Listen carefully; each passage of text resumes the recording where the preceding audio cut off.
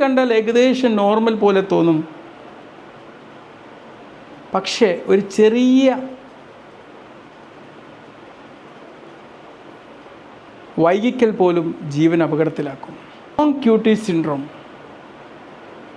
ഹൃദയത്തിൻ്റെ ഒരു വൈദ്യുത റീസെറ്റ് സമയം നീളുന്നൊരവസ്ഥ. അതിലൂടെ അപകടകരമായിട്ടുള്ള അരിത്മിയാസ് അല്ലെങ്കിൽ ടോസാഡസ് പ്രത്യക്ഷപ്പെടുന്നൊരവസ്ഥ. പെട്ടെന്നുള്ള മരണം വരെ ഉണ്ടാകാൻ സാധ്യതയുള്ളൊരവസ്ഥ. QTC = ഹൃദയമിടിപ്പ് അനുസരിച്ച് തിരുത്തിയെടുത്ത QT എന്നാണ്.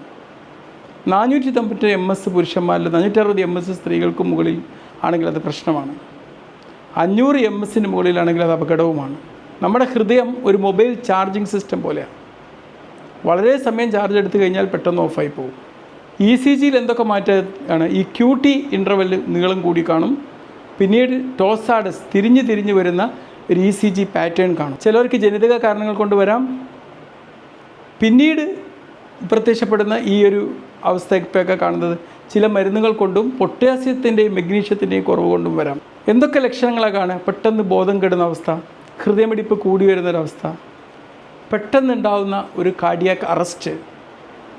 ചികിത്സ എങ്ങനെയാണ്? ഈ QTയുടെ അളവ് കൂട്ടുന്ന മരുന്നുകൾ ഒഴിവാക്കണം, ഇലക്ട്രോലൈറ്റുകൾ ശരിയാക്കണം, ബീറ്റാ ബ്ലോക്കേഴ്സ്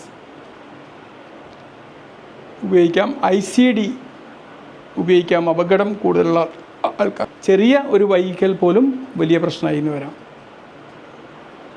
QT പ്രൊലോങ് ചെയ്യുന്ന എന്തെങ്കിലും മരുന്നുകൾ കഴിക്കുന്നതിന് മുമ്പ് ഒരു ECG എടുത്തിട്ട് നോക്കിയിട്ടേ പ്രിസ്ക്രൈബ് ചെയ്യാൻ പാടുള്ളൂ. വളരെ സിക്കായിട്ടുള്ള ആൾക്കാരിൽ സോഡിയത്തിൻ്റെയും പൊട്ടാസ്യത്തിൻ്റെയും മഗ്നീഷ്യത്തിൻ്റെയൊക്കെ അളവ്, ഇലക്ട്രോലൈറ്റ്സിൻ്റെ അളവും ചെക്ക് ചെയ്യണം.